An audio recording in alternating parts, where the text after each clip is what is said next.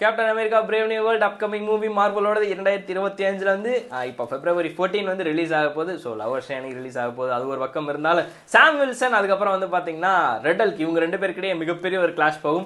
அந்த கிளாஷ் வந்து எப்படி இருக்க போகுதுன்ற ஒரு விஷயமே வந்து பார்க்கறதுக்கு ரொம்ப நான் ஆர்வமாக இருக்கிறேன். சரி, இதெல்லாம் ஒரு பக்கம் இருந்தாலும் இன்னொரு ஒரு விஷயம் என்ன அப்படின்னா நிறைய விஷயங்கள் லைட்டாக ரிவீல் பண்ணுற மாதிரி இருக்குது. முக்கியமாக வந்து பார்த்தீங்கன்னா ஓகே ரெட் ஹல்க் வந்து ஆரம்பத்தில் கொண்டு வந்துட்டாங்க. பட் இருந்தாலும் இந்த இடத்துல வந்து எட்டர்னல்ஸ்ன்ற ஒரு மூவி வந்து தெரியும். அதில் வந்து பார்த்தீங்கன்னா செலஸ்டியல்ஸ் அப்படின்ற அந்த ஒரு வார்த்தை இருக்கும். அதுல வந்து ஒரு சின்ன ஒரு கை மாதிரி ஒன்று இருக்கும். இப்படி இந்த மேகத்துக்கு நடுவில் இந்த மாதிரி கை மாதிரி ஒன்று இருக்கும். ஸோ அது வந்து பார்த்தீங்கன்னா கேப்டன் அமெரிக்கா பிரேவ் நியூ வேர்ல்ட்ல வந்து அந்த ஒரு மூவி சீன் அந்த 10 days to கொண்ட அந்த கிளிப்ல வந்து போட்டு இருந்திருப்பாங்க. அண்ட் அது மட்டும் இல்லாமல் adamantium is the next big thing அப்படின்ற மாதிரி வந்து சொல்லியிருப்பாங்க. பிகஸ்ட் வெப்பன் கூட சொல்லியிருப்பாங்க.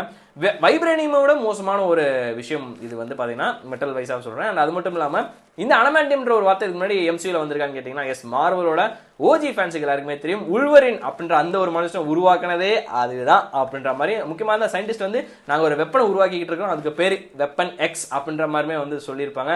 அதில் தான் வந்து ஒரு சாதாரண மனுஷன் எப்படி உல்வரினா மாறினாரு அப்படின்றது தெரியும். அண்ட் அதுவும் இல்லாமல் எட்டர்னல்ஸ்லையுமே வந்து சில அந்த ஒரு அடமெண்டியம் அப்படின்ற அந்த வார்த்தையை வந்து யூஸ் பண்ணியிருப்பாங்க. அது யாருக்கு இருக்குன்றதுமே காமிச்சிருந்திருப்பாங்க.